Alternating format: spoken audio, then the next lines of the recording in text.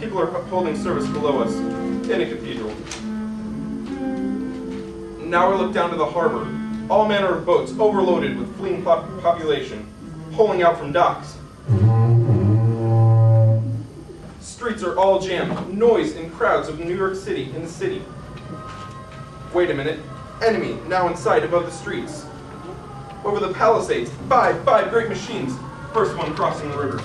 I can see it from here, waiting in the Hudson like a man wading through a brook. A bulletin's handed me. Martian cylinders falling all over the country. One outside Buffalo, one in Chicago, St. Louis. Seem to be timed and spaced. Now the first machine reaches the shore. He stands watching, looking over the city. His steel cowlish head is even with the skyscrapers. He waits for the others.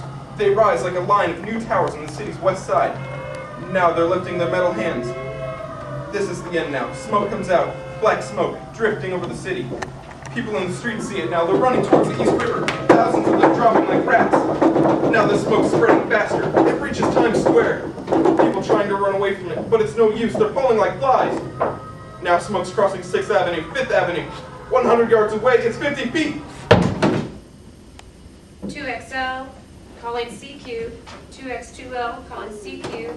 2X2L, calling CQ. New York, isn't there anyone on the air? Isn't there anyone on the air? Isn't there anyone? 2X2L. You are listening to a CBS presentation of Orson Welles and the Mercury Theatre on the Air in an original dramatization of The War of the Worlds by H.G. Wells. The performance will continue after a brief intermission. This is the Columbia Broadcasting System. Bum, bum, bum. From San Francisco comes rice-a-roni, the San Francisco treat. Rice-a-roni, the flavor can't be beat. One pan of boiling cooking gas, a flavor that is sure to please. Rice-a-roni, the San Francisco treat.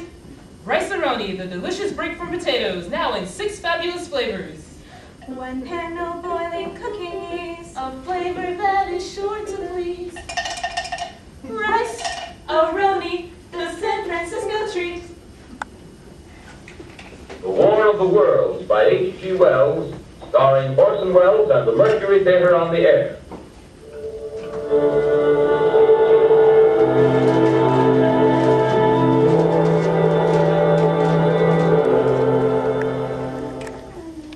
As I set down these notes on paper, I'm obsessed by the thought that I may be the last living man on Earth. I've been hiding in this empty house near Grover's Mill. All that happened before the arrival of these monstrous creatures in the world now seems part of another life. I look down at my blackened hands, my torn shoes, my tattered clothes, and I try to connect them with a professor who lives at Princeton, and who, on the night of October 30th, glimpsed through his telescope an orange splash of light on a distant planet. My wife, my colleagues, my students, my books, my observatory, my world. Where are they? Did they ever exist? Am I Richard Pearson? What day is it? Do days exist without calendars? Does time pass when there are no human hands left to wind the clocks? In writing down my daily life, I tell myself shall preserve human history between the dark covers of this little book. But to write I must live, and to live I must eat. Find moldy bread in the kitchen and an orange not too spoiled to swallow. I keep watch at the window.